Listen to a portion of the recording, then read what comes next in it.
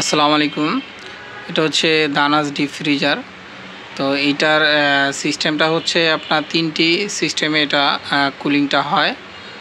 তো এটার cooling system বা প্রোগ্রামটা অনেকে জানতে চান, কারণ ডিপ ফ্রিজের ভিতরে এরকম সিস্টেম কমই আছে যে একটা ফ্রিজে আপনার তিনটা সিস্টেমে আপনার এটার কুলিংটা হয়।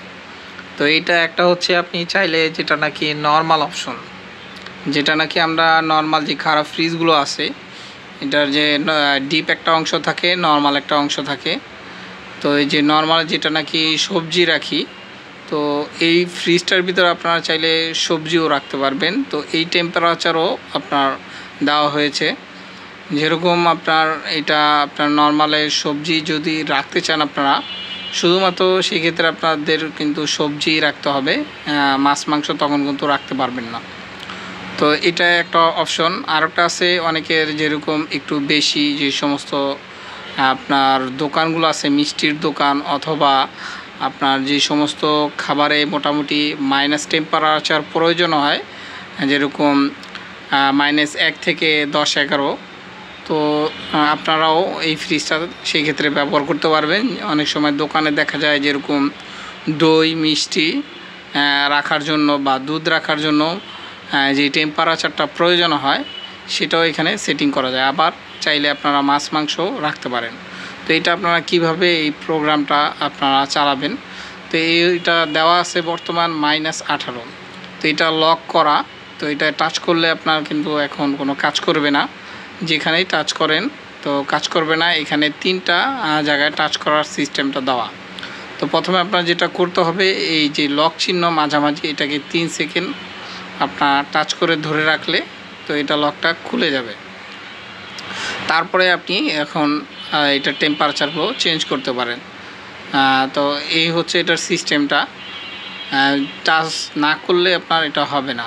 আর এইটা হচ্ছে বাম পাশে যেটা দেখছেন, এটা টেম্পারেচার চেঞ্জ করার জন্য। তো বর্তমান ছিল -18-তে, এখন 18 থেকে আপনারা এটা যত সংখ্যা বাড়াবেন ততই এটার আপনার ফ্রিজিংটা বাড়বে বা কুলিংটা বাড়বে। তো এটা আপনার নিম্নত যেরকম মানে মিডিয়াম যদি আপনি চালাতে চান সবসময়ের জন্য -18 দিয়ে আপনারা চালাতে পারেন। তো এইটা -18 থেকে এটা যেরকম দেখছেন এখন 35, 37, 39, 40, তো এটা 40 পর্যন্ত সর্বোচ্চ এটার টেম্পারেচার দেওয়া যাবে। এটা আপনার 40 পর্যন্ত দেওয়া যায়। তো 40-এ দিয়ে চালাবেন না, আপনারা চেষ্টা করবেন 18-তে দিয়ে চালানোর জন্য। আর -12 থেকে শুরু, তো 12 থেকে আপনার এটা 40 পর্যন্ত দেওয়া যায় মাইনাস। তো আপনারা এটা 12 থেকে 40-এ যে দেওয়া যায়, কিন্তু আপনারা চেষ্টা করবেন যেটা 18 দিয়ে আপনারা চালানোর জন্য। এই টেম্পারেচারটাই সবচাইতে মাছ মাংসর জন্য বেস্ট। তো এইটা আপনারা চেষ্টা করবেন। তো সেই ক্ষেত্রে মাছ এবং মাংসর এটার কোয়ালিটিটা থাকবে বা এটার মানটা ভালো থাকবে, খাবারটা ভালো থাকবে। দেখা যাচ্ছে অতিরিক্ত ঠান্ডা হলেও সমস্যা হয়, আবার কম ঠান্ডা হলেও কিন্তু মাছ মাংস সমস্যা, এরকম অনেকের সমস্যা থাকে যে মাছ মাংস ফ্রিজে রাখলে শুকায় যায় বা ওইটার স্বাদ থাকে না বা শুটকি হয়ে যায়। এটা হচ্ছে একমাত্রই টেম্পারেচারের কারণে। এটা সঠিক টেম্পারেচার দিয়ে যদি আপনারা চালান তো এই সমস্যাগুলো হবে না। তো এই -18 দিয়ে চালালে আপনাদের এটা চলবে। তারপরে যেরকম এইখানে যে ডান পাশে যেটা দেখছেন, এইটা হচ্ছে এটা এক একটা প্রোগ্রামে যাওয়ার জন্য।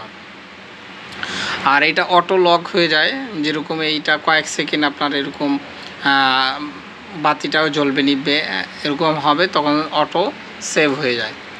তারপরে এই যেটা এখন প্রোগ্রামে আনলাম, তো এটা হচ্ছে -11 থেকে শুরু, মানে 1 থেকে আপনার 11 পর্যন্ত দেওয়া যায়। তো এইটা আপনার এটা হচ্ছে আপনারা যেটা বললাম দুধ দই অথবা মিষ্টি রাখার জন্য, তো এই ফ্রিজটা ব্যবহার করতে পারবেন যাতে এরকম প্রয়োজন হয়। তো এটা আপনি 1 থেকে 11-র ভিতরে যে কোনো টেম্পারেচারে রাখতে পারবেন। তো এইটা হচ্ছে প্রথমে যেটা হচ্ছে সেটা মাছ মাংস রাখার জন্য, আর এটা হচ্ছে দই মিষ্টি, শুধুমাত্র যখন যেটা রাখবেন ওইটাই রাখতে পারবেন। যদি দই মিষ্টি বা দুধের জন্য রাখতে চান সেই ক্ষেত্রে আপনি এই টেম্পারেচারটা দিয়ে চালাতে পারেন। এখন আপনার যতটুকু প্রয়োজন হয় আপনি যতটুকু প্রয়োজন হবে সেই অনুযায়ী আপনি দিয়ে ব্যবহার করতে পারেন। এটা হচ্ছে আপনার যেটা দুধ দই রাখার জন্য বা মিষ্টি রাখার জন্য। তারপরে এখানে আরও একটা যেটা বললাম সবজি রাখার জন্য, যখন যেটা রাখবেন এই সবজি রাখার জন্য এটা দেওয়া আছে +3-এ। তো এটা 3-এ দেওয়া আছে। এটা যদি চালাতে চান সেক্ষেত্রে এখানেও টেম্পারেচার চেঞ্জ করা যায়। এটা আপনি শুরু করতে হবে আপনার 0 থেকে আপনার করতে পারেন। এই 0-তে চলে আসছে, তো 0 থেকে আপনার 10 পর্যন্ত দেওয়া যায় এটা। তো এখন এটা সবজি সাধারণত রাখলে আমরা 3 থেকে 4-এর ভিতরেই রেখে থাকি। তো এটাও 3 থেকে 4-এর ভিতরে আপনারা চাইলে রাখতে পারেন। তো এটা যদি আপনি এই টেম্পারেচারটা সেট করেন তো শুধুমাত্র আপনি মানে শাক সবজি রাখতে পারবেন বা রান্না করা তরকারি। তো এরকম যদি হয়ে থাকে যে অনেকের প্রয়োজন হয় শুধুমাত্র আমার সবজি বা মাছ তরকারি রাখার জন্য, যদি এই ডিপ ফ্রিজটা প্রয়োজন হয় সেক্ষেত্রে রাখতে পারেন। তারপরে এখানে যেটা আছে এখানে 5 দিয়ে ডি দেওয়া। এটা 5 দিয়ে ডি মানে 5 ডে মানে 5 দিন। এটা 5 দিন পর্যন্ত একটা ফ্রিজ কন্টিনিউ চালানোর জন্য এই অপশনটা দেওয়া।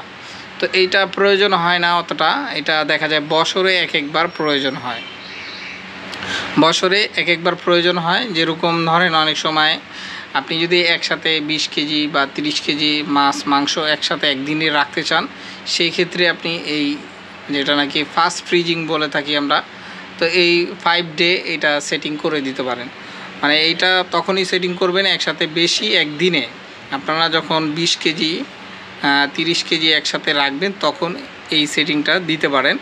তখন যতক্ষণ পর্যন্ত আপনার মাছ মাংসটা না জমবে, এখন 2 দিন 3 দিন 4 দিন যে কয়দিন লাগে সেই কয়দিন আপনি চালাবেন। যখন দেখবেন যে 5 দিন হয়ে গেছে তখন এটা অফ করে দিবেন। তো অফ করে দিয়ে আবার আগের যে টেম্পারেচার যেরকম -18-তে নিয়ে আসবেন। তো এটা শুধুমাত্র একসাথে একদিনে বেশি খাবার রাখার জন্য ওই 5 ডি যেটা রাখা ওইটা ব্যবহার করতে পারেন। আসসালামু আলাইকুম।